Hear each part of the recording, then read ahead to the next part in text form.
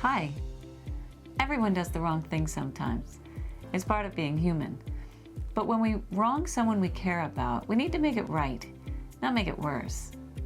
In this video, we're going to share with you the wrong and right ways to apologize so that you can improve your relationships and fix the ones that are broken.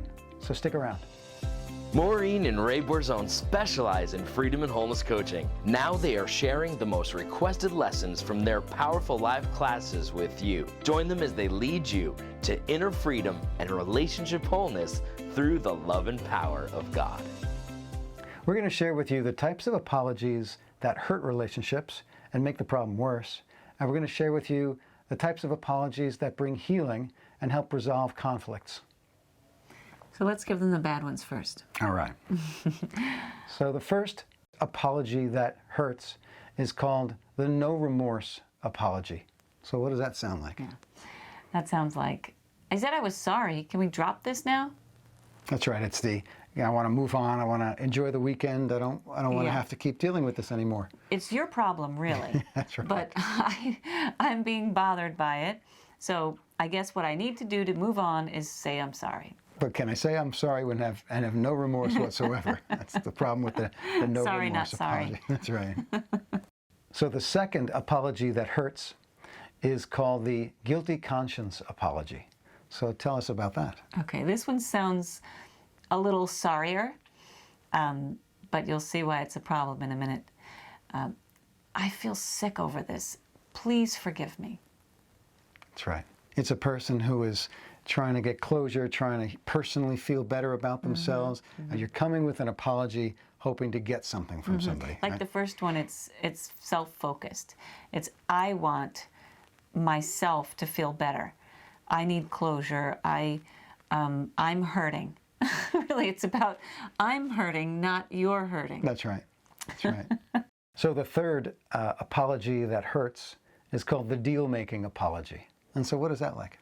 The deal-making apology sounds like, I'm sorry. You know, what you did wasn't right either. That's right.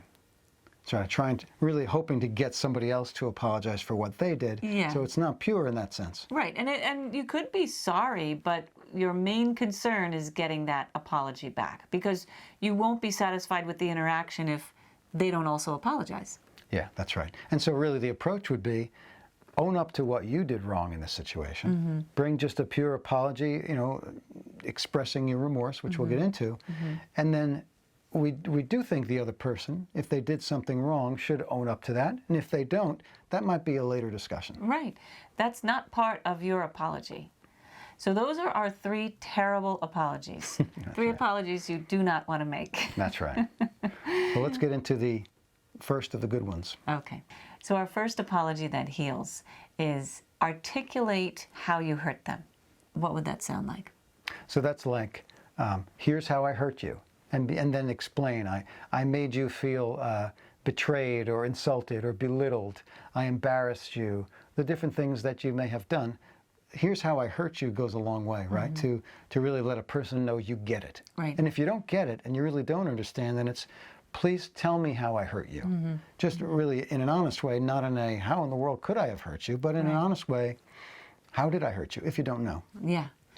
Do you remember when the kids were little and they would fight, they had just fought or something, and we would sit them down and we laid out the rules. They were not allowed to say why they did what they did. They just had to lay out, here's what I did to hurt you. And they would list out, I kicked you, or I said this, or whatever it was. And they couldn't say, I did it because, you know, it wasn't, you know, but it was, you know, there was none of that. It was, this is what I did. And it was a great discipline We'd make for them. each of them would have to do it. Each of them would have to do it. But when we would see the first one speak, you could just see the tension melting off the other one. It's amazing when you hear a person who's hurt you own it and lay out what they've done to you. My gosh, that is so healing. It's a wonderful thing. That's right. And that was a great way to resolve conflict, even with very little kids. They couldn't have been more than 5 and 3. Right. That's right. when they started doing that. Yep. So our second healing apology is to express your remorse. Yeah, which is like, I hate that I treated you this way. I hate that I said that to you. Right? Wish I hadn't done it. Yeah. Just when, and that really, it impacts any of us when someone really expresses in an authentic way, I really hate that I did that, right? Because it answers a question. When you're hurt, you don't know, did that person mean it? Are they glad they hurt me? You know, those are painful thoughts to follow up the original hurt. And this will answer those questions and really bring healing. That's right. So the third one is to affirm their value. How do we do that? That's right. So it sounds like you deserve better than this. You deserve better than the way I treated you, right? It really, that really, it gets just to what you said of restoring their value, letting them know that they shouldn't be treated that way. Yeah, they're too good to be treated that way. Yeah, that's uplifting. So finally, the last thing, and a really, really important element of healing apology, is to invite discussion. That's right. Which is like, is there anything else I did that hurt you? To really open it up for discussion and recognize also the person may not want to discuss it. They may not be finished at the end of this one apology or this one discussion, but to open that up. Right. You're free to bring this up again. We can talk about it later if you want. Let me know. That's so important. Right? Is there anything else I did? Did I capture it all? And just, you know, giving the freedom to bring it up again. Yeah.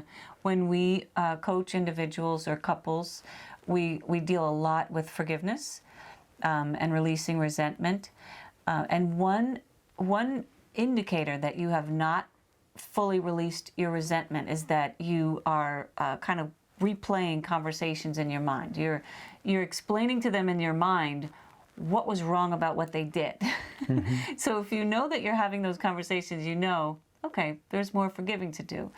And when that's the case, if the person has invited more discussion, then your processing has a place.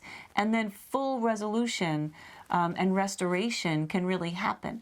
So even though that might be hard, it requires humility to invite discussion, because it's discussion about bad feelings that you have, right? It's discussion about something you did wrong and that feels crummy. But you're creating a safe place for that person to fully resolve their pain. That's right. So this is our discussion of wrong and right ways to apologize. Please like the video and subscribe. And if this is helpful, please share it with someone else who may benefit from it. So we're Ray and Maureen Borzone. Thanks for joining us, and we'll see you next time.